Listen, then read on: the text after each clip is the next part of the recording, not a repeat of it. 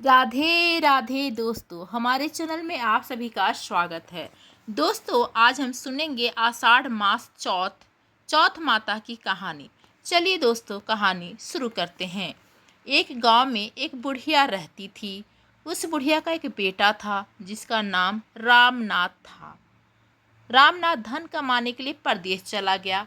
बुढ़िया अपने पुत्र के विदेश जाने के बाद बहुत चिंतित और दुखी रहने लगी, क्योंकि उसकी बहू से प्रायः नित्य खरी खोटी सुनाया करती थी।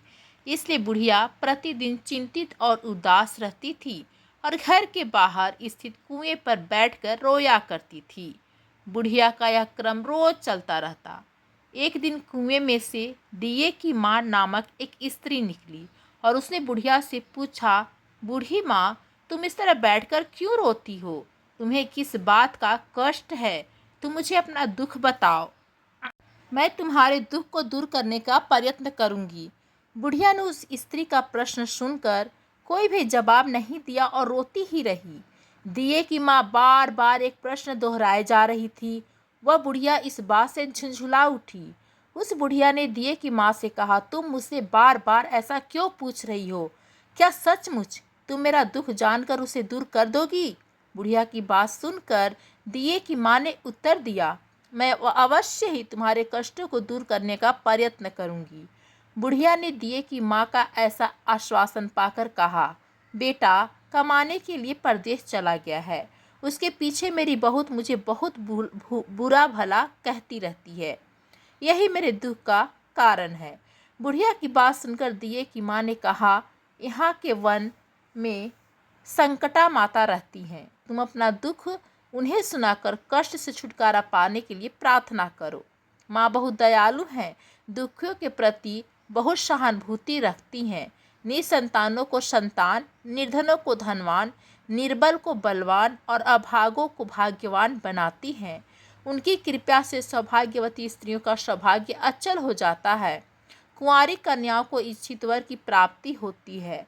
रोगी अपने रोगों से मुक्त हो जाते हैं। इसके अलावा जो भी मनोकामना हो वह सभी पूरा करती हैं, इसमें कोई संदेह नहीं है। दिए की माँ से ऐसी विलक्षण बात सुनकर बुढ़िया संकटा माता के पास गई और उनके चरणों पर गिरकर विलाप करने लगी। संकटा माता ने बड़ी ही दयालु होकर बुढ़िया से पूछा, बुढ़िया तुम किस कारण इतनी दुखी हो और बार बार रो रही हो? बुढ़िया ने कहा, हे माता, आप तो सब कुछ जानती हैं। आपसे तो कुछ भी नहीं छिपा। आप मेरे दुख को दूर करने का आश्वासन दे तो मैं अपनी दुख का गाथा आपको सुनाऊं। बुढ़िया की बात सुनकर संकटा माता ने कहा, मुझे पहले अपना दुख बताओ, क्योंकि दुखियों का दुख दूर करना ही मेरा काम है। संकटा माता के ऐसा कहने पर बुढ़िया ने कहा कि माता, मेरा बेटा परदेश चला गया है। उसके घर में ना रहने से मेरी बहू मुझे बहुत तरह तरह की बातें सुनाया करती है। उसकी बातें अब मुझसे सहन नहीं होती। इसी कारण परेशान होकर मैं बार बार रोया करती हूँ। बुढ़िया की इस दर्द भरी बातों को सुनकर संकटा माता ने कहा, तुम घर जाकर मेरे लिए मनौती मानो और मेरी पूजा करो। इससे तुम्हारा बेटा सकुशल घर वापस आ जाएगा। मेरी पूजा के दिन सुहागन स्त्रियों को आमंत्रित कर उन्हें भोजन कराना। ऐसा करने से तुम्हारा बेटा अवश्य ही तुम्हारे पास आ जाएगा। संकटा माता के कहे अनुसार बुढ़िया ने मनौती मांगकर पूजा की और सुहागिन स्त्रियों को भोजन के लिए आमंत्रित किया। परंतु विचित्र बात यह हुई, जब बुढ़िया ने स्त्रियों के लिए लड्डू बनाने शुरू किए तो उससे 7 की जगह 8 लड्डू बन गए। इस बात से बुढ़िया बहुत ही असमंजस में पड़ गई। ऐसा होने का कारण है, कहीं मुझसे गिनने में तो गलती नहीं हो रही है, अथवा अपने आप 8 लड्डू बन जाने का कोई अन्य कारण है। उसी समय संकटा माता एक वृद्ध स्त्री के रूप में बुढ़िया के सामने प्रकट हुई और बुढ़िया से पूछा, क्यों बुढ़िया, आज तुम्हारे यहाँ कोई उत्सव है क्या? यह सुनकर बुढ़िया बोली, आज मैंने संकटा माता की पूजा की है और सुहागन स्त्रियों को भोजन के लिए आमंत्रित की हूँ, किंतु जब गिनकर 7 लड्डू बनाती हूँ तो वे लड्डू 8 बन जाते हैं। मैं इसी चिंता में पड़ गई हूँ कि बुढ़िया की बात सुनकर संकटा माता ने कहा, क्या तुमने किसी बुढ़िया को भी आमंत्रित किया है? बुढ़िया कहने लगी, नहीं, मैंने ऐसा नहीं किया, परंतु तुम कौन हो? संकटा माता ने कहा, मैं बुढ़िया हूँ। मुझे भी आमंत्रित कर लो। ऐसा सुनकर बुढ़िया ने उस बूढ़ी या रूपधारी संकटा माता को भोजन के लिए आमंत्रित कर लिया। इसके बाद बुढ़िया के घर सभी आमंत्रित सुहागनें आ पहुंची और बुढ़िया ने सब लड्डू तथा अन्य मिठाई आदि का भोजन कराया। इससे संकटा माता उस बुढ़िया पर बहुत प्रसन्न हुई और माता की कृपा से उस बुढ़िया के बेटे के मन में अपनी माता और पत्नी से मिलने की इच्छा उत्पन्न हुई और वह अपने घर के लिए चल दिया। कुछ दिन बीतने के बाद वह बुढ़िया संकटा माता की पूजा कर सुहागिनों को भोजन करा रही थी कि किसी ने उसके बेटे के आने की सूचना दी, लेकिन बुढ़िया अपने काम में लगी रही। उसने कहा, मेरे बेटे को बैठने दो, मैं सुहागिनों को जिमा कर अभी आती हूँ। बुढ़िया की बहू ने पति के आने का समाचार सुना तो उसी क्षण पति के स्वागत के लिए तुरंत घर की ओर चल दी। लड़के ने अपनी पत्नी को देखकर मन में सोचा कि मेरी पत्नी मेरे प्रति कितना प्रेम रखती है, जो खबर पाते ही मुझसे मिलने आ गई। परंतु मेरी माँ का मुझसे जरा भी प्रेम नहीं है। मेरे आने की खबर पाकर भी मेरी माँ मुझसे मिलने नहीं आई।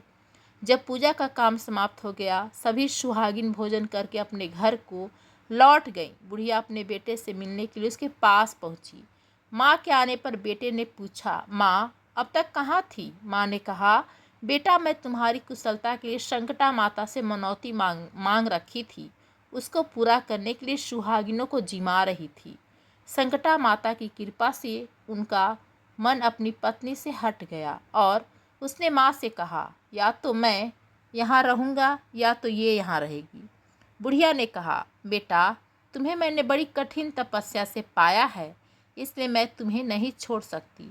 चाहे बहू का त्याग भी करना पड़े, मैं कर सकती हूँ। अतः लड़के ने अपनी पत्नी को घर से निकाल दिया। घर से निकाल कर बाहर आई तो बहुत दुखी मन से एक पीपल के पेड़ के नीचे बैठकर रोने लगी। एक राजा उधर से जा रहा था। उसे रोता देखकर राजा रुका और पूछा, तुम क्यों रो रही हो? तब उसने अपनी सारी व्यथा राजा को कह सुनाई। राजा ने कहा, आज से तुम मेरी धर्म बहन हो, इसलिए रो मत। मैं तुम्हारे सभी कष्टों को दूर करने का प्रयास करूंगा। यह कहकर राजा उस स्त्री को अपने महल में ले आया। महल जाकर राजा ने रानी को सारी कथा सुनाई और रानी से कहा, देखो आज से यह मेरी धर्म बहन है, इसी महल में रहेगी और इसको किसी भी प्रकार का कष्ट नहीं होना चाहिए। राजा के यहाँ पहुंचकर कुछ दिन बाद धर्म से प्रेरित होकर रामनाथ की पत्नी ने भी संकटा माता का व्रत आरंभ कर दिया और संकटा माता के निमित्त सुहागिनों को भोजन कराने के लिए आमंत्रित किया। उसने रानी को भी आमंत्रित किया। जब सभी सुहागिनें लड्डू खाने लगी तब तो रानी ने कहा, मुझे तो रबड़ी मलाई और स्वादिष्ट मिष्ठान ही हजम होते हैं, यह पत्थर समान लड्डू कैसे हजम होंगे? ऐसी अवहेलनापूर्ण बातें कहकर रानी ने लड्डू खाने से मना कर दिया। कुछ समय बाद संकटा माता की कृपा से रामनाथ अपनी पत्नी को खोजते हुए राजमहल में आया। वहां आकर अपनी पत्नी को संकटा माता की पूजा करते हुए देखा तो संकटा माता को हाथ जोड़कर प्रणाम किया और अपनी पत्नी से कहा, प्रिय मेरे अपराध को क्षमा करो। उसकी पत्नी ने कहा, हे नाथ, यह सब प्रारब्ध से ही होता है, इसमें आपका कोई दोष नहीं है। आप मेरे ईश्वर रूप हो, मेरे भी अपराध को क्षमा करें। यह कहकर दोनों ने विधि पूर्वक संकटा माता व्रत कथा सुनी और संकटा माता की पूजा की। पूजा को समाप्त कर सुहागिनों को जिमाकर दोनों पति पत्नी अपने घर की ओर प्रस्थान के लिए तैयार हुए। जाते समय रामनाथ की पत्नी ने राजा रानी से कहा, जब मुझ पर दुख पड़ा था तो आप लोगों ने धर्म बहन बनाकर मुझे आश्रय दिया था। यदि आपको किसी भी तरह की सहायता की आवश्यकता हो तो मेरी कुटिया में निसंकोच चले आना। ऐसा कहकर दोनों पति पत्नी अपने घर चले आए। संकटा माता के प्रसाद का निरादर करने के कारण रानी पर भारी संकट आ पड़ा। रामनाथ की बहू के जाते ही उनका राजपाट नष्ट हो गया। ऐसी विपत्ति में पड़कर रानी ने राजा से कहा, ना जाने वह तुम्हारी धर्म बहन कैसी थी, उसके यहाँ से जाते ही सब कुछ नष्ट हो गया।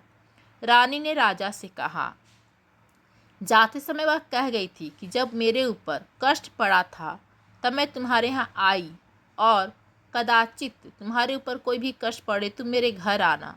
इसलिए हम लोगों को उसके घर वहाँ चलना चाहिए। ऐसा विचार कर राजा रानी दोनों ही अपनी धर्म बहन के घर गए।